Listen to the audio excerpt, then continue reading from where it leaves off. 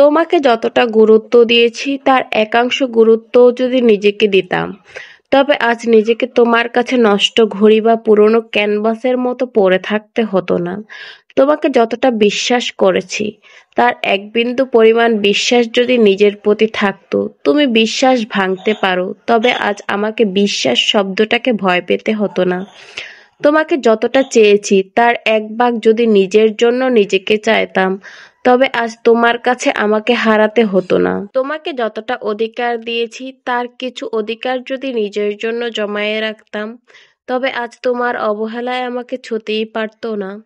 অবহেলা করে গেলে যাও, তুমিও কারো না কারো এক বুক অবহেলা নিয়ে ঠিক ফিরবে। ব্যবসা এমন একটা জিনিস যেটা হচ্ছে আল্লাহ তাআলা হালাল করে দিয়েছে, সেটাকে যখন মানুষ ব্যবহার করে খায়, আসলে আমি বলবো না কথাটা।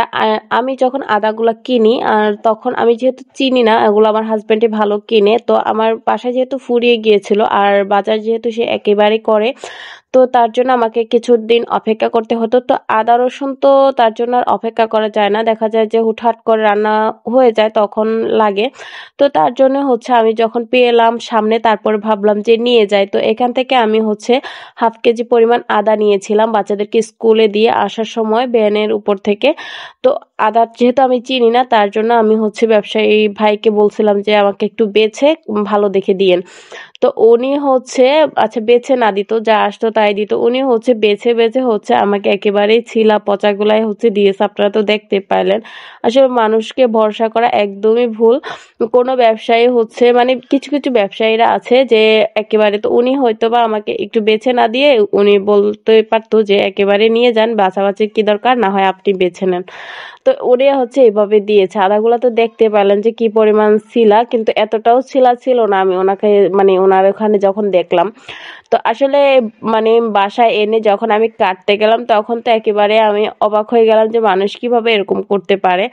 তা আমি কিন্তু আবার একটা অভ্যাস ভালো আছে, আমি তার সাথে যে দোকানদার একটু বিশ্বাসের অমর্যাদা করে, বা দেখি যে সবসময় এক জায়গা থেকে কেনাকাটা করার পর দেখে ওনাদের বিহেভিয়ারটা, যে ওনারা যদি একেবারেই মানে আমাকে কনফার্ম করে যে এখান থেকে আমাকে নিবে, আমার থেকে ওনাই নিবেই, সবসময় যখন দেখি যে একটু চিট করে ফেলছে, আমি কিন্তু সেই দোকানের বা সেই ব্যবসায়ীর ধারে কাছে দিয়েও হাঁটি না। তো আর এই ভ্যান কিন্তু মাঝে মাঝে দেখি রাস্তার মধ্যে থাকে এবং মোটামুটি পরিচিত, তার জন্য হচ্ছে বলেছিলাম। দেখা যায় হুটহাট করে ওনার কাছ থেকে আনা হয়, যেহেতু উনি আদা রসুন পেঁয়াজ এগুলা বিক্রি করে। দেখা যায় যে যখন বাসা একেবারে ফুরিয়ে যায় তখন আমার প্রয়োজন লাগে, তো দেখা যায় যে টুকিটাকি কেনাকাটা হয় ওনার কাছ থেকে। এরকমটা কিন্তু সবারই হয়, একেবারে যে সবসময় বস্তা ভর্তি বাজার থাকে এমনটা কিন্তু না, কখন কিন্তু ফুরিয়ে যায়, আর সময় স্বল্পতার কারণে কিন্তু আসলে কেনাকাটা করা হয় না। তো তার জন্য হচ্ছে কাছ থেকে নেওয়া হয়। তো কাছের যখন দোকানদাররা এইরকম আচরণ করে, তখন কিন্তু তাদের কাছে আর যেতেও ইচ্ছা করে না, কিনতেও ইচ্ছা করে না। তো আমিও আজকে এরকম একটা পরিস্থিতির সম্মুখীন হলাম।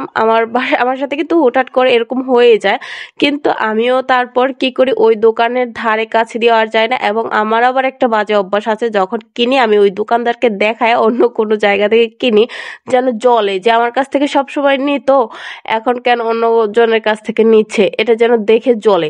কারণ ওনারা যেহেতু সৎভাবে করতে পারবে না, তার জন্য ওনাদেরও একটু জ্বলা উচিত, তাই না? তো এটা হচ্ছে আমার একটা অভ্যাস। আমি জানি না এটা বাজে অভ্যাস কিনা ভালো অভ্যাস, তবে আমি আমার অভ্যাসটাকে ভালোই মনে করি। কেন আমার সাথে আমি টাকা দিয়ে কিনবো, তো তার জন্য কেন উনি আমার সাথে প্রতারণা করবে? উনি যদি আমাকে নাই দিতে পারতো ভালোগুলা, উনি বলতে পারতো যে আপনি বেছে নিয়ে নেন, না হয় যা আছে তাই নিয়ে নেন। উনি একেবারে বেছে বেছে দিচ্ছে। আমি হয়তো বা ভাবলাম যে উনি বেছে যেহেতু দিচ্ছে, হয়তো বা একটু ভালো টালো দেখিয়ে দিচ্ছে। মানে বাসায় এসে একেবারে, মানে এই আদাগুলা 2 দিন বা একদিনও রাখা যাইতো না, রাখলে হয়তো বা পচেই যেত।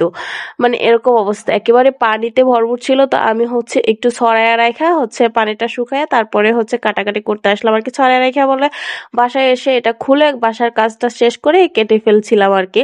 তো এখানে আমি সবগুলো আদা নিয়ে নেই, কিছু আদা কাটার একেবারে জরুরি ছিল, তো কিছু আদা নিয়েছি, বাকিগুলো আবার পরে কাটবো। মানে আজকেই কাটতে হবে, এগুলো আর রাখতে পারবো না, যেদিন এনেছিলাম সেদিনই, কারণ এগুলো রাখা একদমই পসিবল ছিল না, ফ্রিজে রাখলেও হয়তো বা নষ্ট হয়ে যেত।